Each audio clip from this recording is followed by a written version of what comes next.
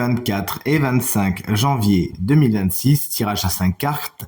Connectez-vous à votre intuition, faites votre choix entre une à deux de ces 5 cartes afin de découvrir les énergies principales de votre week-end. Mettez cette vidéo sur pause également, bien sûr, si vous avez besoin de plus de temps pour faire votre choix, et dites-moi bien dans les commentaires quelle carte vous avez choisi. De mon côté, ce sera la 3 et la 5. Carte numéro 1, on la découvre ensemble, et si vous l'avez choisi, on est sur un set de coupe. Il peut y avoir pas mal de propositions ce week-end, vous savez pas spécialement où donner de la tête.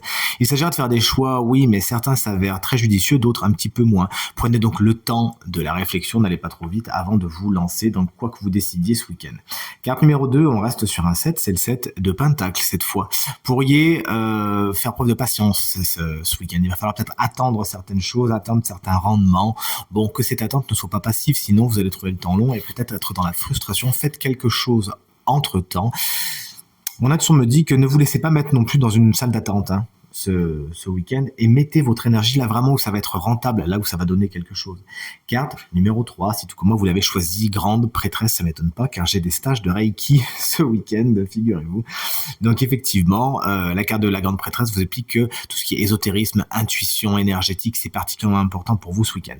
Mais attention, c'est une carte qui parle de secrets aussi. Il peut y avoir des non-dits, des choses qui pour l'instant restent dans l'ombre. Bon, la carte n'est pas négativement aspectée, donc on peut vraiment juste dire que c'est pas le moment de tout dévoiler, de tout dire. Il y a certains secrets qui sont dans l'air. Pour certaines personnes, il s'agirait également de faire preuve de patience, de peaufiner certains de vos talents également, et ça peut être également une attente administrative ce week-end. La carte numéro 4, mais tout est à l'endroit pour l'instant, j'ai hâte de voir la 5, surtout que je l'ai choisie. On est sur un 9 de Pentacle qui est ma carte guidance de la semaine, que je vois juste à côté de moi, figurez-vous, qui vous explique que vous pourriez vous auto-satisfaire, vous auto-suffire ce week-end. Vous n'avez pas spécialement besoin des autres, ça ne veut pas dire que vous allez être seul, mais vous savez vous-même vous procurer du plaisir, du bien-être, subvenir à vos besoins. Il y a beaucoup d'indépendance qui émane de cette carte. Et la carte numéro 5, elle est à l'endroit également. C'est le roi d'épée, c'est le roi des signes d'air. Ça peut me correspondre aussi. D'ailleurs, si vous êtes Gémeaux, Balance et Verseau, vous êtes à l'honneur ce week-end. Vous savez prendre des décisions avec le roi d'épée lorsqu'il est à l'endroit, même si elles sont un petit peu complexes, même si elles ne font pas l'unanimité.